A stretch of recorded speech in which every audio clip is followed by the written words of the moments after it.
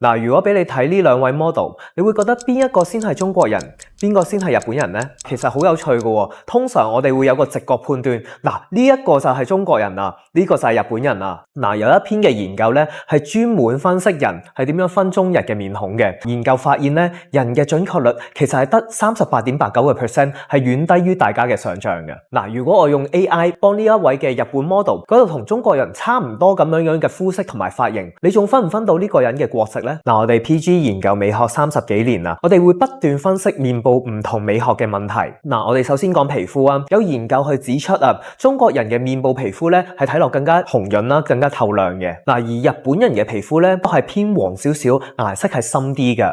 嗱，呢啲都唔係單純係因為基因嘅，仲包括咗唔同嘅黑色素分布啦，唔同地區嘅紫外線嘅暴露啦，生活環境、護膚、防曬呢啲等等嘅習慣都係有關係嘅。嗱，除咗皮膚之外咧，頭髮都係一個好大嘅差異點嚟嘅。有研究係指出啊，日本嘅女性嘅曲髮咧係差唔多有47%，係遠高於中國嘅女性嘅。嗱，日本嘅女性咧會更加注重喺髮型上面嘅空氣感啦、層次感啦，會大膽啲去嘗試一啲淺色啲嘅染髮，所以個頭髮通常會睇落去比較輕盈咯。你又覺得中國人同日本人有咩分別呢？ Comment 話俾我知啊 ！Follow 我哋一齊用科學嘅角度去分析美學嘅問題。